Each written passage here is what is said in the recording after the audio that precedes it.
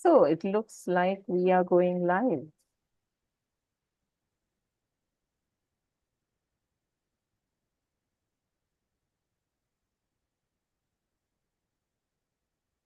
So good evening, everyone, or good morning, depending on where you're joining us from. Um, Today is a session that I'm really looking forward to.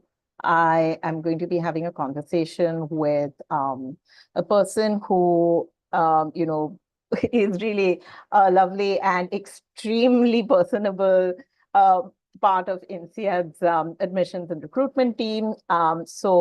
Without any further ado, I'm going to start this session. Before we start, I just want to mention that you can drop any questions that you have for us, in the Q&A box. We'll address them. Most of them we'll address towards the end of the session. But if something comes up, we'll keep on looking at your question and seeing whether we can address them during the session as well. What would be great is if you're planning to apply to INSEAD, give us a sense of where you're going to be applying from, and when you're planning to really get your application together, because that will help us be more specific with any questions that we might answer for you. So look at the Q&A box and let's go. So what we want to do today is really give you a sense of what Red Pen is about, and then I'm going to hand it over to our guest from INSEAD. So the Red Pen has been in, the education space for about 14 plus years. We cover the gamut of, advising individuals on their educational journey. So we start right from, undergrad preparation to looking at global undergrad admissions. We help people with, their master's and PhD applications as well to top universities across the world and in India. And we also help individuals with their MBA admissions. And we also cover the boarding school and day school admissions to Europe and Asia, and actually globally. We are members of, several bodies of consulting, across different service lines. We're a member of different consulting bodies. And what these memberships really mean is we're very proud of these because they mean that the kind of advice that we give applicants or clients is really, it adheres to a certain code of ethics. It adheres to a certain code of standards. And it means that when anyone works with us or takes advice from us, we're really helping them present their most honest self to the institution that they're planning to apply to. The MBA team, specifically has a global presence. So we have consultants based across the globe. And, we really work with all institutions globally. We work to help them across the US, Canada, Europe, Asia, and and Indian institutions as well. So with that in mind, let's talk about today's session. Now, with me, so my name is Natasha, and I look at client servicing for MBA admissions at the Red Pen. And with me is the really personable Jennifer Lowe. Now, Jennifer is the Associate Director of MBA and MIM and Summer School Recruitment at INSEAD. And she has more than 10 years in admissions and marketing roles across global institutions, really. And I think what really is something I'd like to highlight is, Jennifer has a very unique insight into MBA aspirants for global programs. And I think what we've seen in our interactions is, that Jennifer and the team, their advice has really been very instrumental in helping international applicants really explore and understand their fit, in INSEAD's really unique ecosystem. So I'm hoping that today's session gives every attendee a really deep idea as to what to expect when they're looking at INSEAD as the place where they want to be. And and I think we'll answer questions, like I said, through the discussion. We'd want to cover the program, the offerings, what you're going to expect from your time at the institution. And we'll also cover, the application process and questions that you might have around it. We have a few advanced questions that have come in, and we're also going to keep looking at the chat box. So drop your questions in the Q&A. So with that, I'm going to turn it over to Jennifer.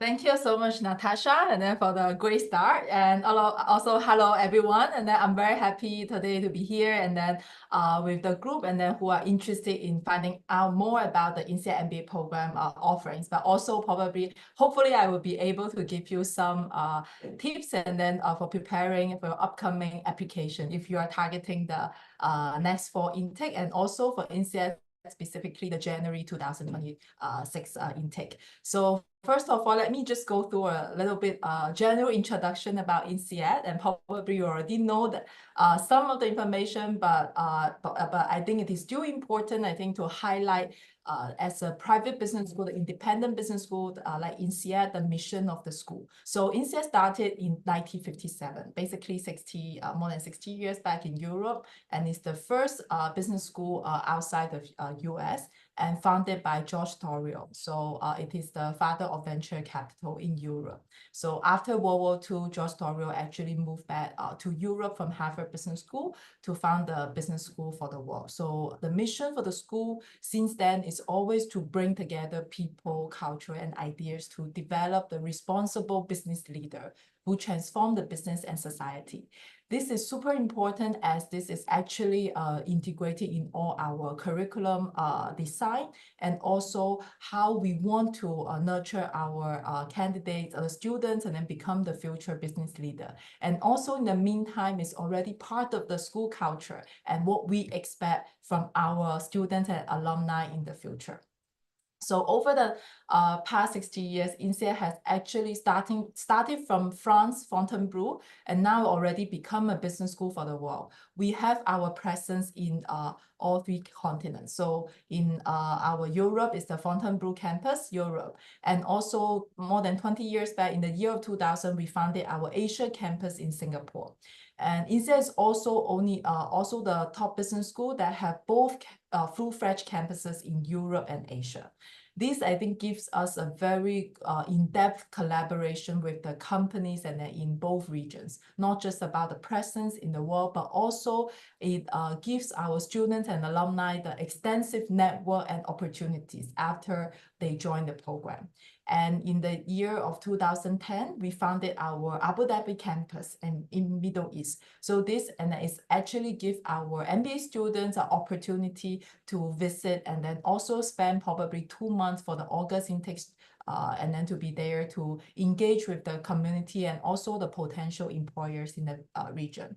And just in 2020, so another 10 years, the milestone, we founded our Business and Innovation Hub in San Francisco because we do have many alumni actually return back to US and after a few years they graduate or immediately after they graduate from INSEAD. So we have a strong American alumni base and then in the States, especially in the Bay Area. So our San Francisco hub is actually located in Silicon Valley. And also it becomes like a co-working space also for our alumni who started their company probably in the Bay Area.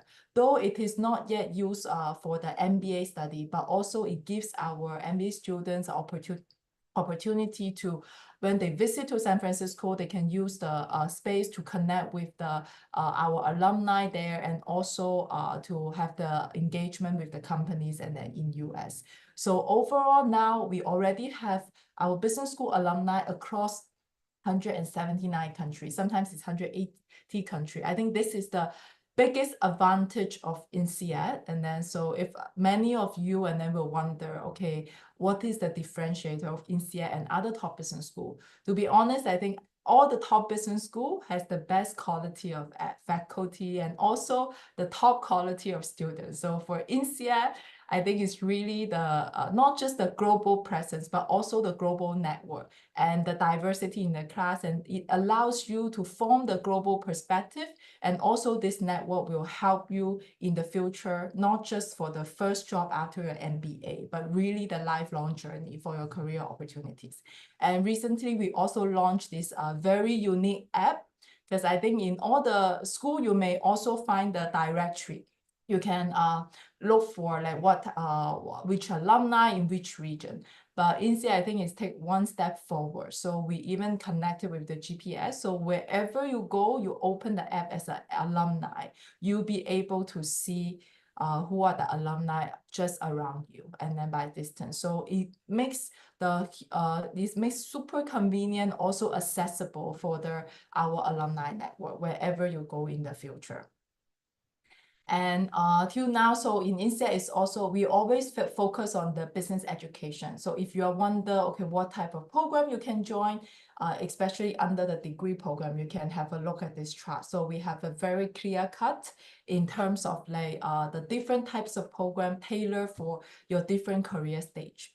So for example, I know that you probably have questions about if you just have 2 years of work experience or less than 2 years of work experience, should you apply for MBA? So at INSEAD, we count the years of full-time experience before the program start.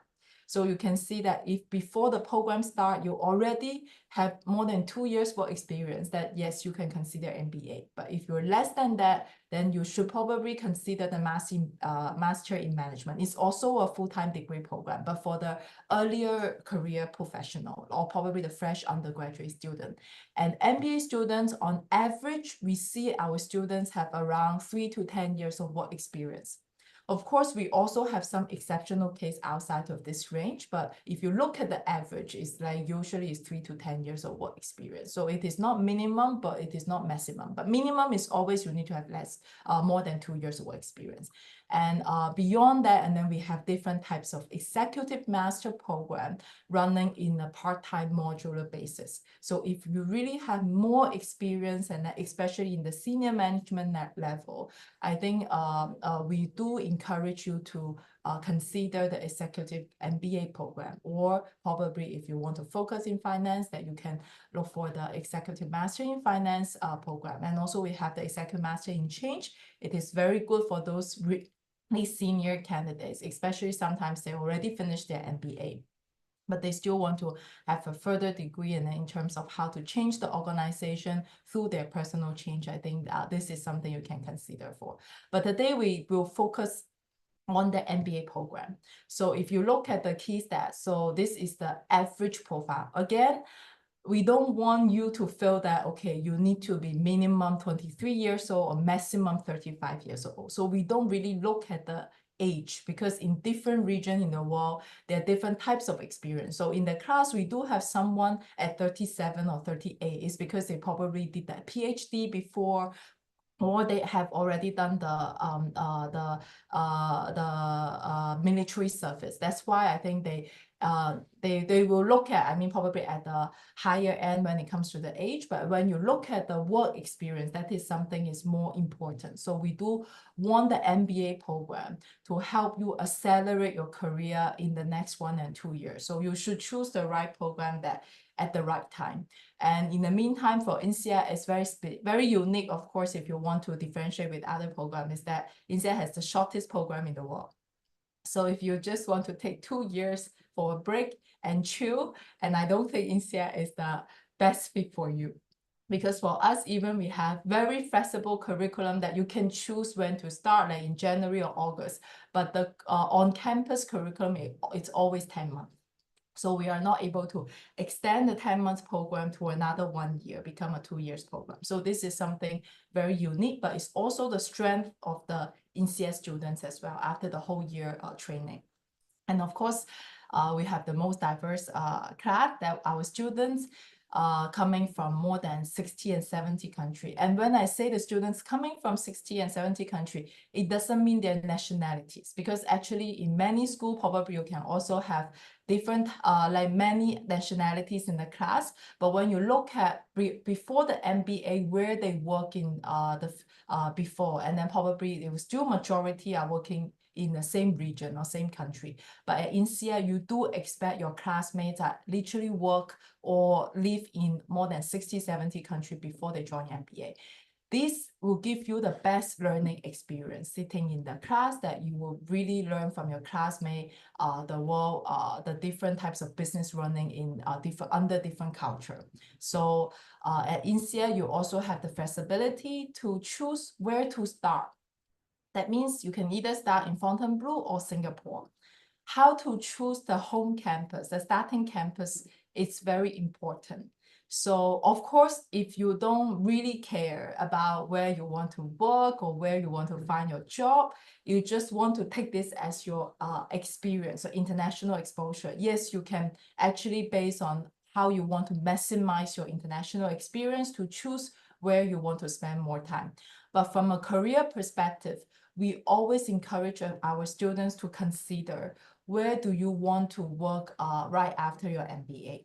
So for example, as an Indian student, if you do see yourself have better opportunities in APAC, then probably staying in Singapore for longer period of time, it will give you better chance to engage with the employers in this region, not just Singapore, but also like Southeast Asia, Australia, and also Hong Kong, and also Japan, Korea, right? So, and also back in India.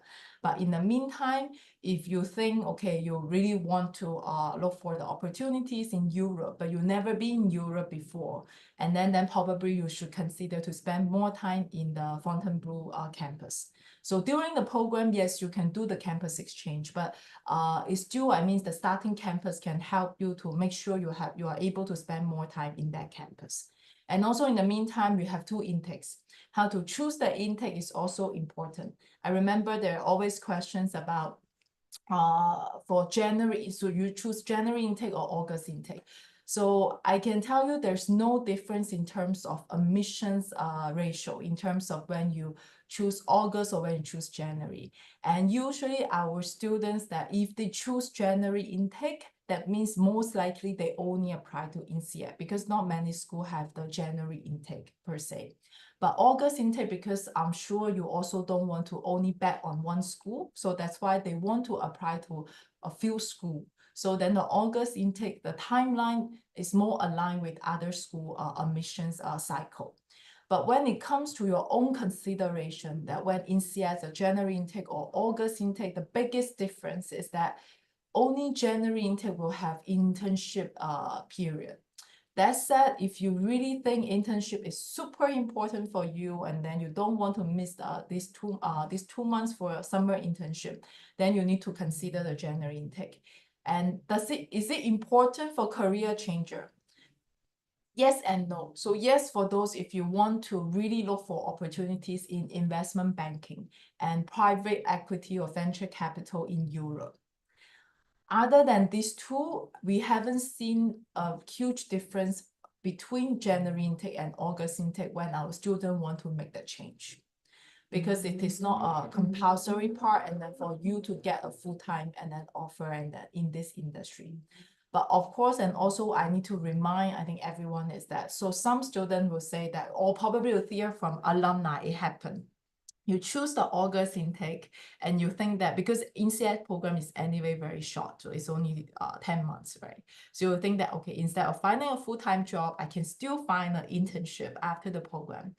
Yes, you can do that, but the safest option is that if you want to find an internship, you should find it in your home country, because the tricky part is the insurance that will not cover. So as an intern, the company will not cover for your insurance. And once you complete your program at INSEAD, the student insurance will not cover you in another third country. So if anything happens, it could be very risky. So that's why, I mean, this is the reason we also don't encourage our students to do the internship outside of your home country after the program. Okay, so then that's something you need to consider as well. But majority anyway, our students for the August intake, they will straight away go for the full-time jobs and then hunting. And during the program, we also have the exchange with other business school in US, Catalog, and Wharton for both intakes. And for the January intake, you also have the option to go to SIPS in China. And but for the curriculum, there's no difference for the January or August intake, as we said. So in INSEAD, every 2 months is one period.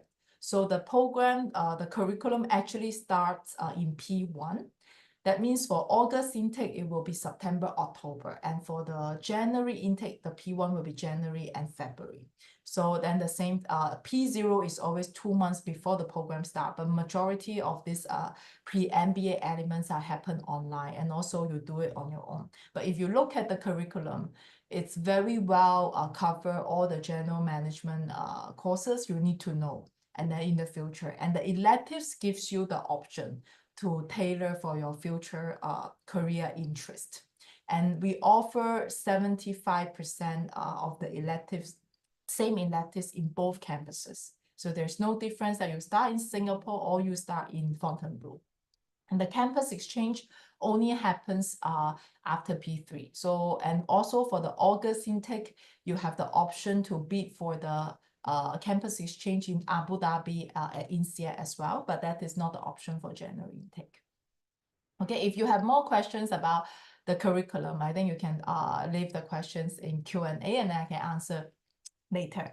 And more important, I want to highlight one thing which is important. It's also associated with our school's mission, is that we really take into our responsibility to nurture the responsible leaders and then for the society. That's why you can see actually instead 10 years back, we already had many courses included the sustainability concept. But last year, we further integrate our curriculum. That means all the core courses we have the objectives related to sustainability. And also till the end of the program, we want to make sure you are able to implement the sustainability plan in the future for the company so that the 3-day capstone project will be put in place for each student when they finish the program. So this is also actually a requirement and request from a lot of our top recruiters, the employers, that they always want to include the sustainability ideas in their business plan, but they don't know how to do it. That's why when we plan our curriculum, we want to help the company to also solve this problem. So at least you know where to start, what you need to take into account at different levels to help the companies to take this into their business plan in the future. And in the meantime, of course, MBA program is 10 months at INSEAD, but it doesn't mean you don't have any other time to do other social activities and extracurricular activities, and then besides your study. So we do have a lot of career track. I think the best thing for INSEAD is that we do have both full-fledged campuses, right? So wherever our students, they study in Asia or Europe, and then they will really maximize the opportunity to travel, of course, for their own experience, but also travel for the professional experience as well. So these are all some of the samples that our students actually traveled to, and then for the MBA track. So when they travel to these places, they also visit companies, and more important, also connect with the local alumni. Or a lot of our alumni help us to organize the career track to visit the local companies and engage with the future employers as well. And in the meantime, there are a lot of social activities happening on both campuses because we have 40 student clubs. And our students will also, both campuses will have the same students clubs and then leadership team, and then to organize the event for our students. And of course, and then we have the cultural festival. So every year we have the cultural festival, like for example, if it's the Indian week, and then that the whole week on campus, and then you will see even the canteen, and then we'll have Indian food, and then you will see the Indian students will have also organized different types of activities to introduce the Indian culture to the class as well. So it's very fun on the campus during the cultural festival week. Okay, and in the meantime, INSEAD is where we focus a lot on entrepreneurship. I know everyone probably know INSEAD is because of consulting, but actually consulting is not the only strength that INSEAD has. But if you look at 60 years history, INSEAD is really strong in entrepreneurship. And when you look at our alumni, in a 10 years time frame, we have more than 35% to 40% of alumni are actually their entrepreneur, or they have started their company before. So, and even we compare with Cambridge or Oxford as a general university level, our alumni still have founded the most number of unicorns, and then in Europe. So this is really a very huge number when it compares with other schools have the entrepreneur and then graduate from the school. And so far, we have a very big number for the startups and then funded by our alumni. And if you look at the funding, our alumni raise is 34.8 billion. I think it's already the new record that all the top MBA alumni they have ever raised in the past. But during the program, if you are interested in starting your company, probably sometime in the future, may not be immediately, then you can also leverage on the resources and network that INSEAD has. So like, for example, Startup Bootcamp is very popular. Like it is like a 48-hour training workshop. And then sometimes it's before the program start, and our student will sign that up. And then to just have a sense about how's the feeling, how's the vibes like when you need to start the company on your own. And during the program, you can engage with the entrepreneurs in residence to get advice if you want to start your company, and then after the program. And we also have the INSEAD venture competition every year. So our students who win this competition, and then they will receive a small amount of the seed fund to start their companies as well. And these are some of the companies that are founded by our INSEAD alumni. And also, besides the startup, INSEAD, our alumni also founded a lot of venture capital firms. That's why within INSEAD community, you also have a group of the angel investors, right? And that they are looking to invest. So it's a very strong network when it comes to entrepreneurship and venture capital, and then for INSEAD. So this is, I think, something I want to highlight it and for the program. And in the next 10 minutes, I'm gonna focus a little bit more about the admissions part, because usually I think this is the part that probably you guys want to understand more. But do let me know if you have any specific questions about admissions, and then if you want to know. Okay, and also I won't be able to tell you if you tell me, okay, if I graduate from this school, my GPA is this, my GMAT is this, do I stand a chance to get in? Sorry, I don't know. Because when we look at the admissions criteria, it is really very well-rounded. And so I try to explain as detailed as possible, but you need to make a judge on your own, and then to see how to make your application stronger when you submit it. So for INSEAD, it's very straightforward. It's 4 parts. And also when we look at this 4 part, it is really equal. So every time I have a candidate ask me, okay, is it GMAT is more important, or the essay is more important, or CV is more important? We don't look at things like that. So basically, all the application profiles that we receive is actually all fall into these 4 parts. So for example, for academic capacity and ability, we look at your academic background. That means your undergraduate degree or your master's degree, the reputation of your school, your undergraduate GPA. Then again, you will ask me, okay, if my GPA is 3.3 or 3.8, is that good? So we have a very long list of the school, and also we understand the grading system in each school very well. So it is not a standardized GPA that I can tell you, okay, 3.8 is good or 3.3 is good. So we usually also compare with your school and then the grading system. So you should know very well where you stand, and then in your school's GPA. And also, if your GPA it is low, don't try to explain that like to the recruitment team or admissions team it is low. So you can still make efforts to have a higher GRE or GMAT score to show that, to reassure us your academic capacity. So when we look at the GMAT and GRE, and then we will look at the recommended score to have a balanced score. It doesn't mean you need to have a very high GMAT or GRE score.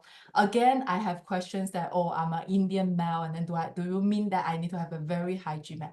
No, again, I can tell you, I have Indian male, the GMAT, it is only 680, but he get a straight offer and then to INSEAD. So again, we look at really a well-rounded profile. But in general, I can tell you, yes, I think probably it is competitive. So if you are able to get a good GMAT and GRE score, this will help you to show a stronger academic capacity compared with others if you have a similar background.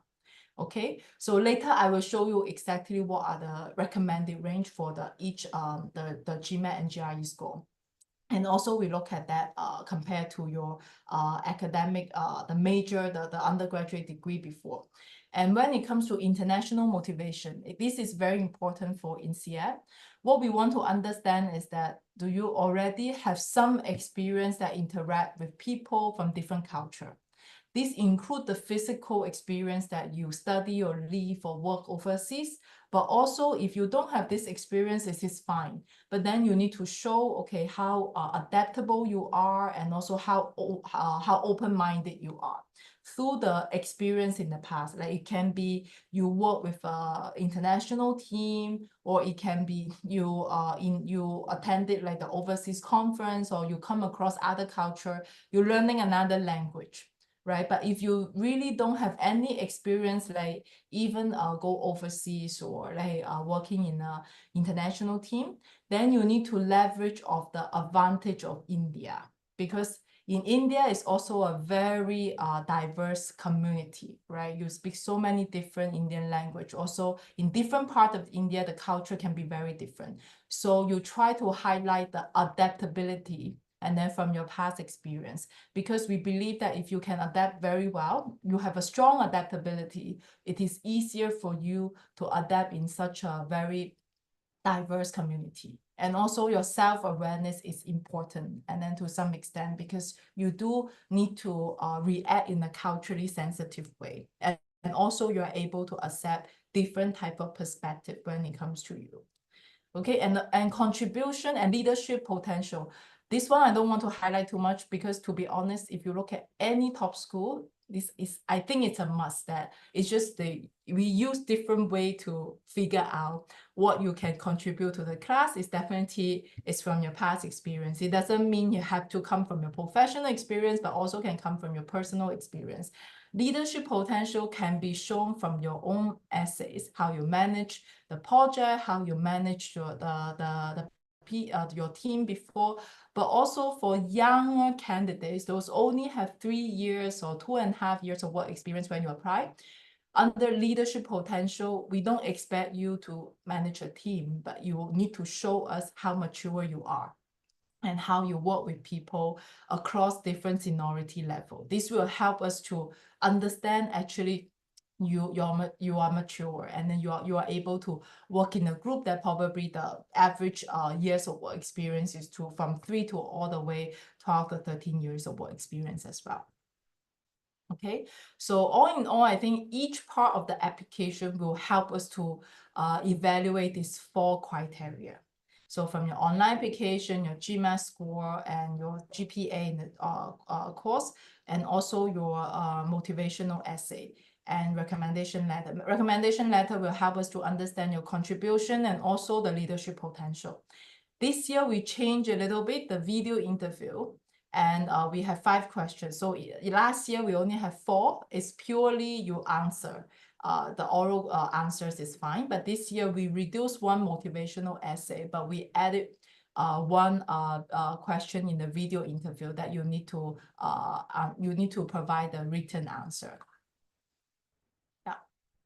And also the language, I think this part should not be any concern for any Indian candidate. So your first language, you should always put your Indian language. And the second one, you should always put your English.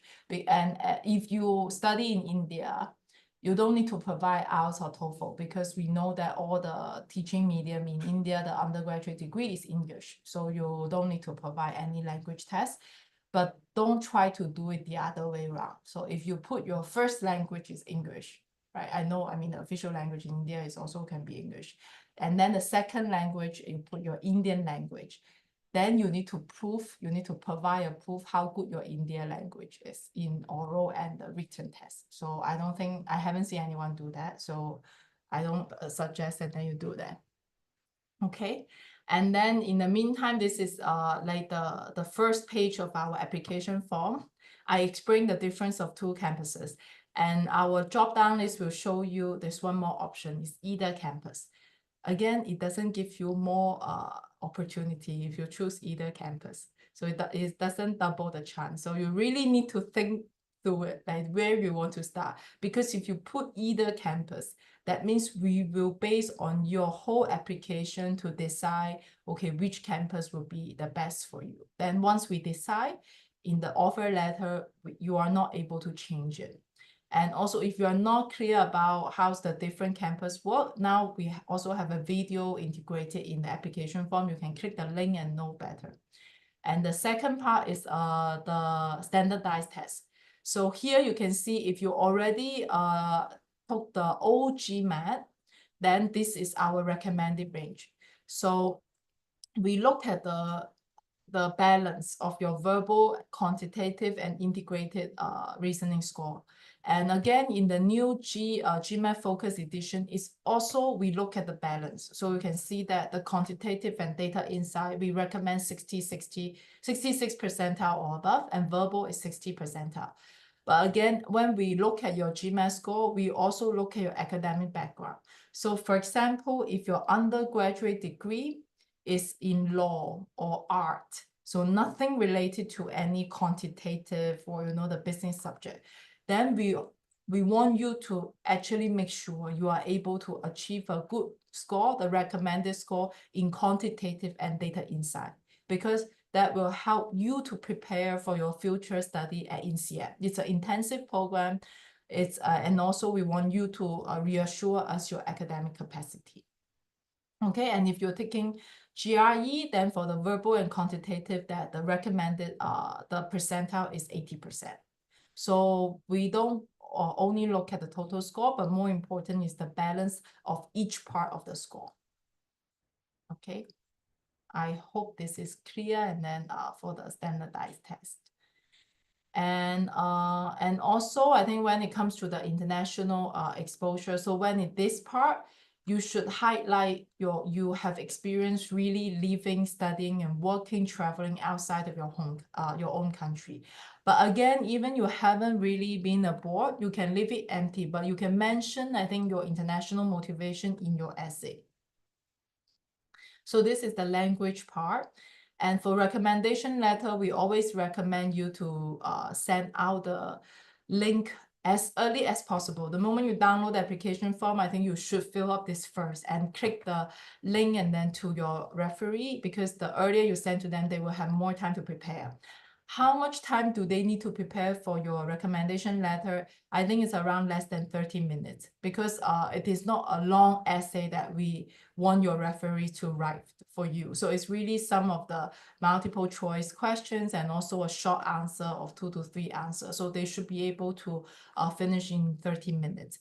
But do communicate with them before you send the form. So tell them what is INSEAD is looking for.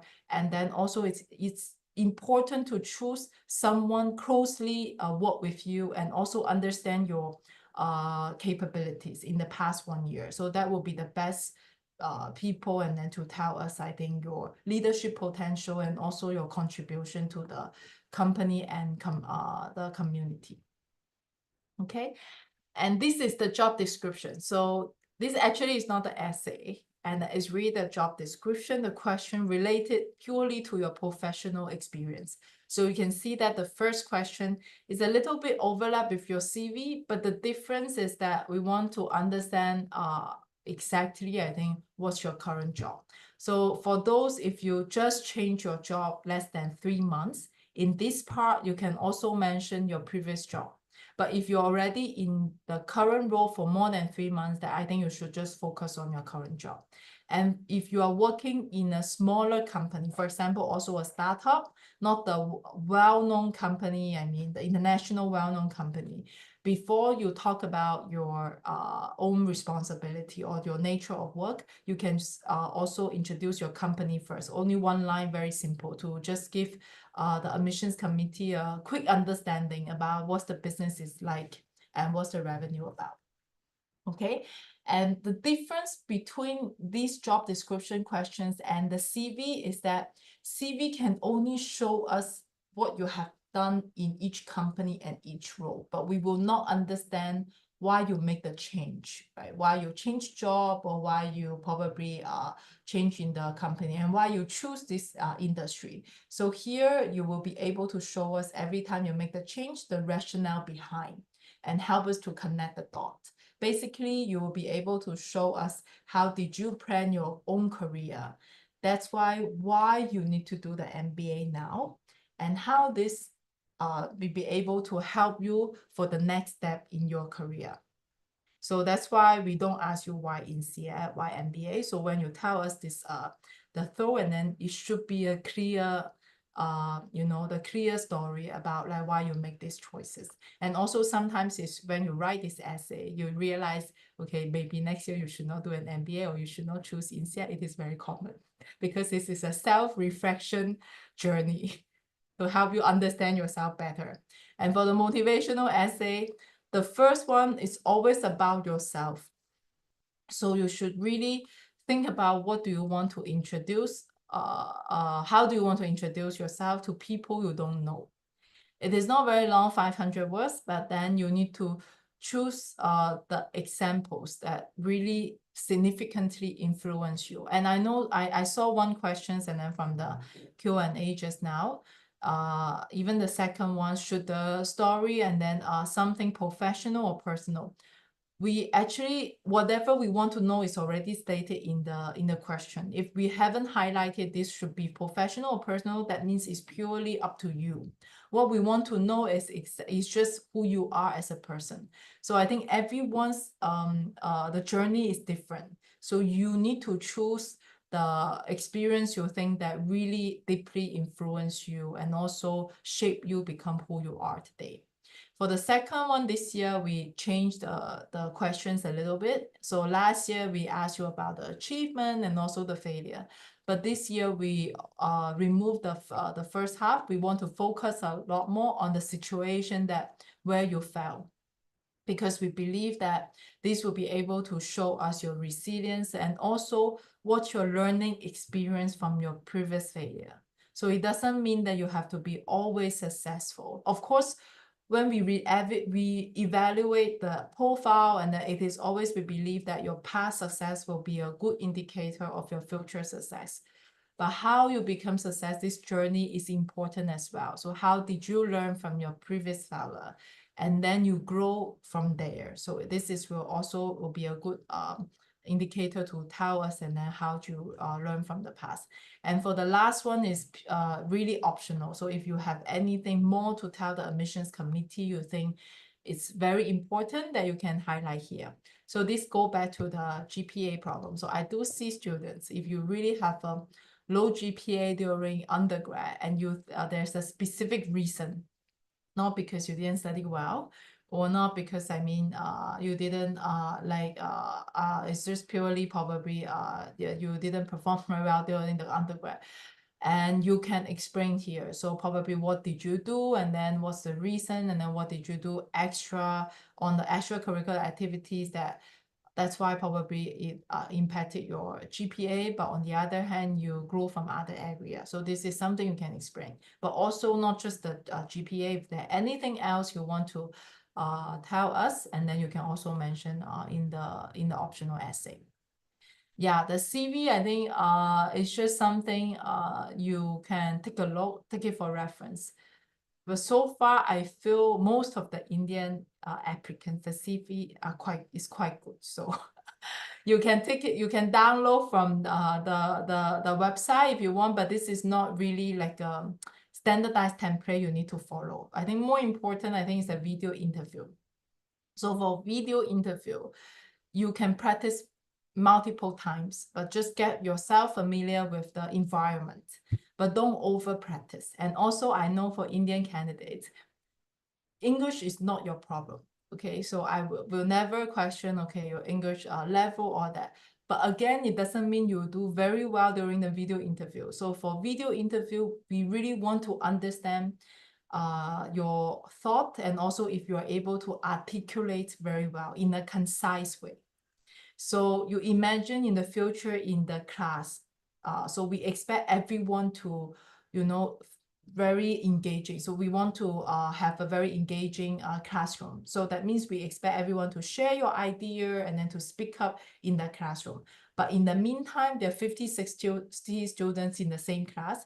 If everyone spend 5 minutes to share their thought, that will be too much. So how to share your idea in a culturally sensitive way and also in a concise way is very important. So every question you have 45 seconds to organize your answer and 60 seconds to to answer.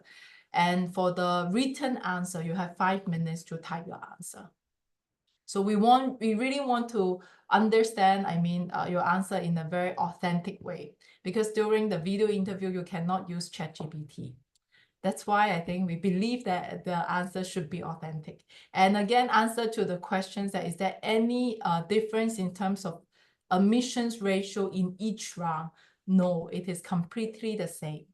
But of course, if you talk to any Indian alumni, they will tell you, no, apply round 1, round 2, round 3, don't apply round 4, because they will tell you, okay, there are no offer given out, and then in round 4, because of course, every year we also see less application in round 4 as well in total. That's why the total number of offers we give out in round 4 is lesser. But if you really want to maximize your chance for scholarship, yes, then the first 3 rounds, and then you are able to apply for more scholarship in the first 3 rounds. And then for the last round, the scholarship will purely be merit-based, and then it will be given out. And then because it's too close to the program start, so we will tell you if you have scholarship or not in round 4 when you receive the offer. And in the meantime, you can also look for the different funding sources. And then this is all stated on our website as well. And this is our recruitment team. If you want to reach out, and then you can reach out, connect with us, and then via LinkedIn. But how to maximize the interaction with recruitment team? Really remember, it doesn't mean you need to talk to recruitment team to add points for your admissions. Actually, it doesn't at any point, no matter who you talk to, because it's really a fair process. And every application is reviewed by multiple people from different backgrounds. So even you talk to me, I think you are excellent, and then we should have you. But in the meantime, probably my another colleague will think, no, you are not the INSEAD type. So do imagine, I think, in such a diverse environment, so that everyone's and then view also counts. So when we look at, that's why in the evaluation team, and then it's really, and then we have different people in the different background to have a common understanding of each profile as well. So I think when you interact with the recruitment team, it will be good that you really have very specific questions, and then you want to ask. Again, if you want to ask, okay, can I get in? I don't think any one of us can tell you, yes, yeah, you can get in, even 80% or 90%. It is really based on your entire profile when you submit your complete application. Okay, but we do encourage you to join our events online, or if you are able to join our on-campus event, especially in Singapore or Fontainebleau, and then feel free to register that online. So that gives you the best understanding about the vibe of the campus. I think Natasha just visited our Fontainebleau campus, but she visited in the summer, so it's the best time in the year. So I think she has bias. I'm very biased. So, yes. Yeah. But So, anyway, so I think that is yeah, all the things and that I want to share, and then during the presentation, and then now I think we can just take some questions. we have quite a few questions, Jennifer. So the question and answer box has really been blowing up. You've answered some of them, but I think I'd divide this into questions about the school and questions around the application process. One of the things that I'd want to just broadly ask you is, we have one attendee who said, what are the 2 things that you really love about the program, and 2 things about the school's culture that you love? And I think maybe if we can start the question answer session with this particular question, it would be great. But this is very personal. So what? Okay, let me correct this question. So do you want to know what our alumni like about INSEAD, or what do I like about INSEAD?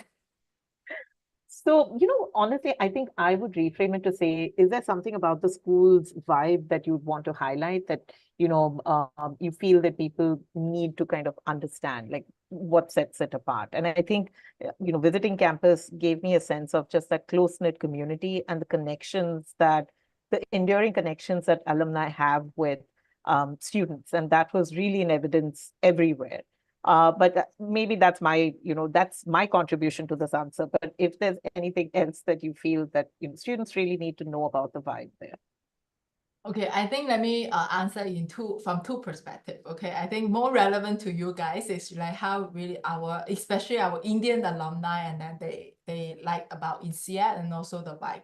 So I think, as I mentioned before, because INSEAD really has a very global network. So even our current Indian students, so he one of them, and then he just told me, and I met him on campus I think last week. So he's still 24D, and then he actually worked in Europe before, and then he returned to India during the break. And he already connected with the Indian alumni, the association there. And he met some alumni graduated 20, 30 years back. It's already very senior, the successful business owner. And he himself also feel, and then the amazing part of the INSEAD alumni network, it is not just about you can see on the map that everywhere, but it is really approachable. That means it gives you a huge resources that whichever career stage you are at and wherever you travel to, you still be able to connect with the community and alumni. And probably that is the first community you will connect to when you need to relocate to another country and then to work or live. You will quickly just test your classmates, or and then they will already, because your classmate in that country, they already in the alumni group. So every month, and then they have gatherings, and then they will drag you along. Then you are also you just merge into the community very well. So I think this is really the different, because it's and also the alumni culture is that everyone is very down to earth, no matter how senior you are. So even I just came back from Japan. So Japan, I'm not sure if you know the business culture in Japan is very traditional, right? It's very hierarchical, right? So if you're very senior and then in the alumni, so probably you think it's difficult to approach. But one of actually the Japan Alumni Association president, so he is the CEO of Mitsubishi Corporation. It's a huge corporation, and then in Japan. So he's a CEO of one of the main business line, and he's now already one of the 3 candidates of the main Mitsubishi Corporation CEO, the main candidate. And he's so down to earth. The first time I met him, I didn't even know he's that senior. And every alumni event, he still be there. Like, he's very engaging, and then talk to the junior alumni to strengthen the network. So I think this is something that our alumni community always appreciate. And also because of this culture, you always pass down to the juniors, right? So we also want to basically cultivate this type of environment and culture. That's why you probably, if you reach out to INSEAD alum, you will always feel this culture, like very approachable and accessible, and they will always want to share with you. And then what they know about INSEAD and what they like. And Okay. personally, yes, I am an INSEAD alumni, but not from the MBA, from an executive program.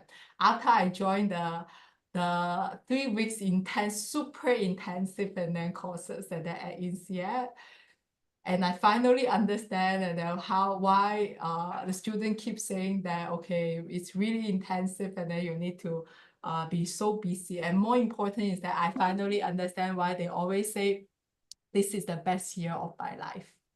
Because I think it's when you have so many people, and then from the same class, and you listen to people, and then from probably they all share similar level of experience, so that it really enrich the experience that you learn and opens up your mindset.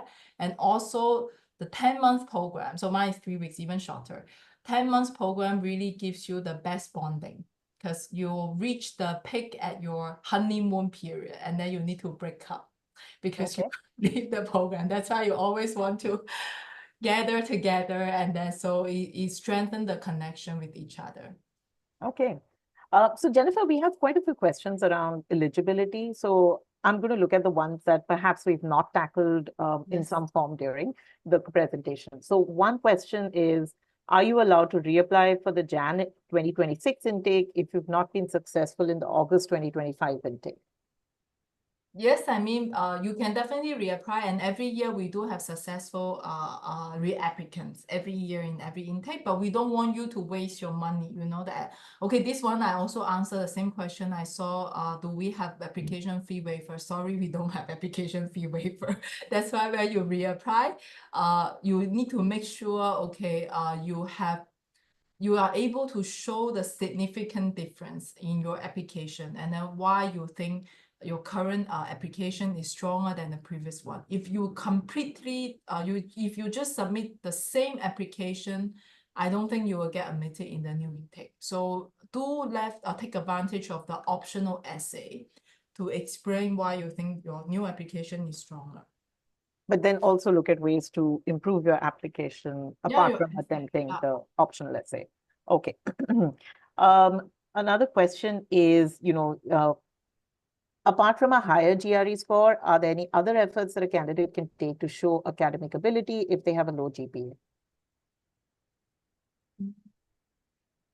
I think the GRE and GMAT is the best source to show. Okay. Okay. Then I have someone who says, how to make my application stand out? What is INSEAD looking for in a student? So I'm looking at the 4 academic criteria. But if I were to look at someone asking you for advice to really make their application shine and stand out to the admissions team, what do you think would be maybe your top 3 tips? I think this is really a very personal question because I think for example, I just make an example, probably for me, it can be international experiences that help me to stand out, but probably for Natasha, it's the academic background help her to stand out. So when you look at the 4 pillars, basically you need to find a balance of these 4 pillars that to show a well-rounded profile. But when it comes to how to stand out from the application, that you need to really be authentic. And then to highlight something, that very unique and then from your own experience. Yeah. Another question, are there certain career paths that might give an application an edge over other applicants, such as a non-profit background or any other unconventional backgrounds? Not really, because we do have students coming off from all different backgrounds. And no matter which background you come from, you need to do well. So it doesn't mean you're from a very unique background, but you are not able to, for example, you are not able to hit the academic capacity. We are not able to take you, and just because you have a super unique background. So we also need to make sure and then you can fulfill the admissions criteria. But in INSEAD, we do have people from really we have someone just finished Olympic and then joining the class. We have someone probably the professional soldiers. We have lawyer. We also have doctors. So these are quite common. So just make sure you can highlight how well you have done in your career, no matter which industry you're from.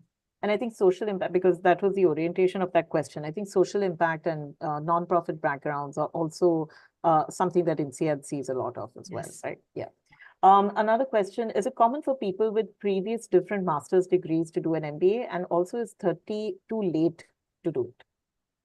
Yes, very common, especially I think we see student have, but probably they have specialized master degree before. And so it's probably specialized in engineering, specialized in like computer science before, psychology before, then now you want to do an MBA. So this is super common. Yeah. Okay. I'm 32 years old, like 30. Or 30 the question is 30. Our average is 29. So I think there's a bunch of them, they are 30, 32. Yeah. I think I'm going to collate like a couple of questions together. I think the question is also around, with the changes in the application this year, is there like a specific value, or is there like a specific different element that, I just want to understand the motivation behind like the written essay, the new essay. We've spoken about it in different parts, but overall, what is the additional value, or what is the different value that an applicant can really add to the document they're putting together, especially if they're reapplicants? For the reapplicant, as I think we already mentioned, that is really that we want to understand and then what's the difference in your profile. So sometimes the applicant, the first time if they didn't make it, it's like definitely not because of the GMAT score or GRE score. It's really the whole application. We don't see a fit. So it could be you may not reflect enough, and then so when you don't really understand what you really want and you didn't really highlight your experience, it's not authentic and then not impressive enough. And then so when they reapply, and then they really have a very in-depth self-reflection, and they notice that I think how to show their case. But when it comes to the new essays, the new essay, what's the reason behind we change? Again, I think it's also aligned with what the employer is looking for now, is really the quality, and then the skill and then of the candidate. So I think the economy has changed a lot over the past few years, and there are a lot of uncertainties in the market as well. So that means I think everyone has to be adaptable and also be resilient. So we don't only want to know how you become success, but we also want to know how you can grow and learn from the failure. So that's why I think we focus a little bit more on this part. But in general, the idea of the application hasn't changed. It's just we want to understand who you are as a person, and also really be authentic. Okay. We're at the 8 o'clock mark, but Jennifer, are you okay to take a couple of questions more? Okay. Is INSEAD majorly focused on applicants wishing to pursue careers in finance, such as venture capital, investment banking, etc.? Yes, every year we do have students and focus on PE. But I think it's a pretty balanced lot, right? It's not that the school is majorly focused on specifically a finance track. Yeah, On I don't think any top MBA school only focus on it. Also, when you look at the career statistics report, it also based on that year's the career opportunities. Correct. Not just intentional, but yes. Okay. If someone wants to enter PEVC investments, then would you recommend the Jan intake? Yes. Okay. And does the MIM program also have similar intake periods? The Master in Management, Master in Management will only start in August. Okay. So, and also Master in Management, we don't have campus exchange. You have to experience both campus. So you start in France for the first 6 months, and then move to Singapore for the last 4 months. Okay. For someone looking to pivot their careers post-MBA, would you suggest the Jan intake to be more beneficial since it has time for internships? Really no difference. And so it really depends. So if you look at the stats, our August intake and January intake, it's pretty similar. Okay. Can I do the video interview before submitting the application? No. You have to, you will only receive the Kira interview link before you, after you submit online application. Yeah. I think we've addressed some of these questions. I'm not going to get into every question, but what is the most common mistake applicants make in their application? We don't really see common mistake, like everyone's, and also I don't think there's any mistake per se. So if I think, let me put it this way, if some application get rejected, may not be your background is not strong. It's just really probably your essays is not authentic, or you try too hard to boost your application without some real examples, or the example may not be, maybe you think it's very fancy, but it is not really that significantly influence you.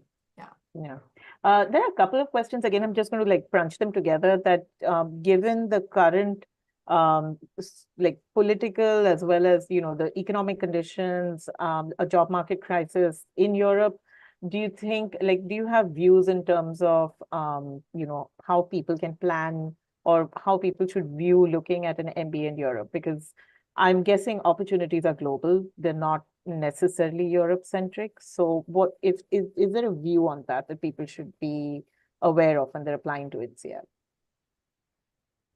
I don't have a view on the Europe economies. If I have a very accurate view, then I don't need to work here. So I think the question is more like, is it a good choice to still look at over so many years, and then I see our alumni and then where they ended up to, it is really super difficult to predict when you graduate and how's the job market is like when you graduate. Because when you're currently considering applying to MBA, you are looking at the current class statistics. It may be horrible, but when you graduate that year, it can be a fantastic year, the best year, and then you get many offers, and then on average, right?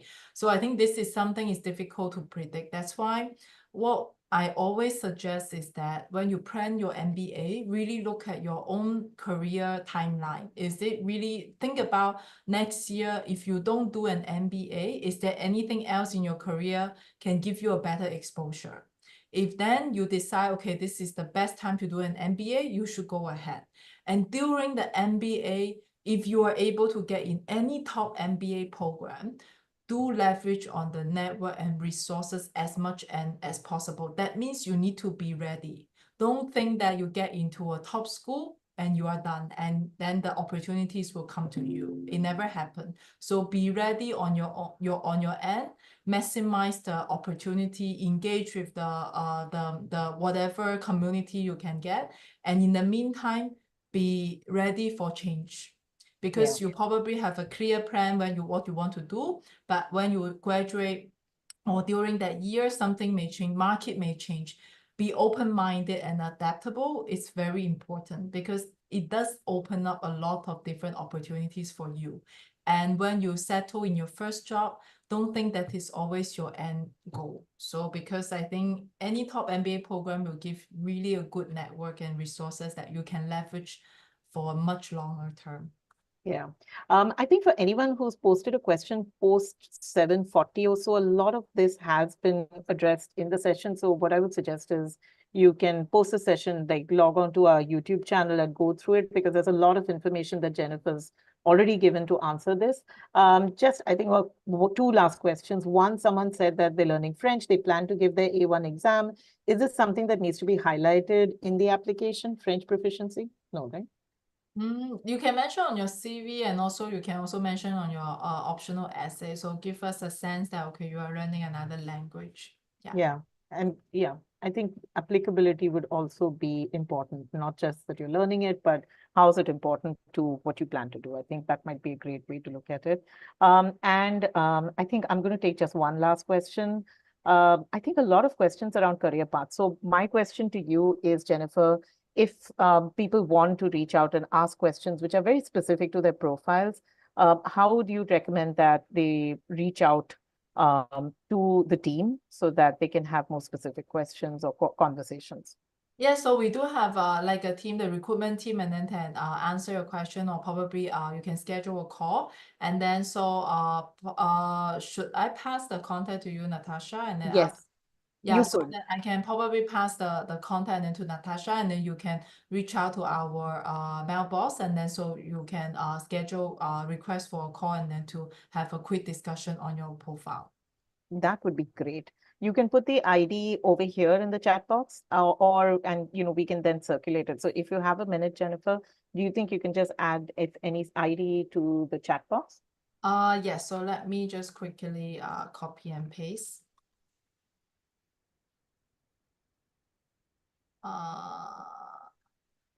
So it is our inquiry mailbox, and so you just mentioned that, okay, request a call or like the profile evaluation, and then our program advisor will reach out to you.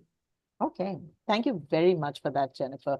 And I'd like to just thank you for your time. This has been a great session, super informative. And yeah, I just, I think I had a ball having this discussion. So thank you very much for joining us today.